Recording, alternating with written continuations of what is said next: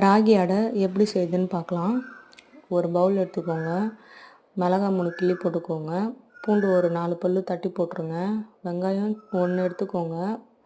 நான் 4 கப்பு மாவு தான் எடுத்திருக்கேன். அதனால் நான் 1 வெங்காயம் போதும் அப்படின்னு நினைக்கிறேன். 3 அடை வரும். கீரை ஃப்ரெஷ்ஷாகவே உருவனது தான். உருவி கழுவி அலசி வச்சுட்டேன். அந்த கீரையும் போட்டுக்கோங்க. 4 கப் மாவையும் போட்டுருங்க. சால்ட்டு போட்டுருங்க. தண்ணி ஊற்றி நல்லா அடை தட்டுற பதத்துக்கு தட்டி வச்சுக்கோங்க. தோசைக்கல் வச்சுடுங்க.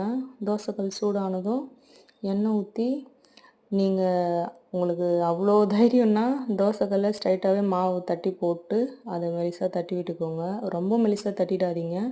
மீடியமான சைஸுக்கு மெலிசாக தட்டிக்கோங்க.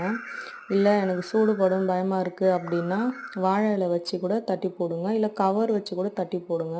அது இன்னும் கொஞ்சம் ஈஸியாக இருக்கும். அப்புறம் பழகிடுச்சுன்னா நீங்கள் எண்ணெய் மேலேயே கைனாலேயே தட்டிப்பீங்க. அப்புறம் சுற்றி எண்ணெய் விட்டு ஸ்லோ ஃப்ளேமில் வச்சு வேக வச்சு திருப்பி விட்டுங்க. ஒரு 4 டைம் திருப்பி விடுங்க. வெந்ததுமே அந்த கீரைலாம் அவ்வளோ அழகாக தெரியும். உப்பு இருக்கான்னு பார்த்துக்குங்க. ஒன்று வெந்ததுமே சாப்பிட்டு பார்த்துருங்க. அதுக்கப்புறம் உப்பு கம்மியாக இருந்தால் கூட கொஞ்சமாக ஆட் பண்ணிக்கோங்க. அப்புறமா இன்னொன்று எடுத்து போட்டுக்கோங்க.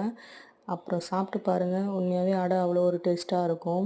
ஈவினிங் ஸ்நாக்ஸு கடைகளில் வாங்கி சாப்பிட்டு போர் அடிச்சிடுச்சு, ஹெல்த்தியாக ஒன்று சாப்பிட்ணுன்னு நினச்சிங்கன்னா இந்த அடையை ட்ரை பண்ணி பாருங்கள். நிறைய பேருக்கு இது தெரிஞ்சிருக்கும். ஒருவேளை தெரியாமல் இருக்கிறவங்க இதை பார்த்து தெரிஞ்சுக்கோங்க.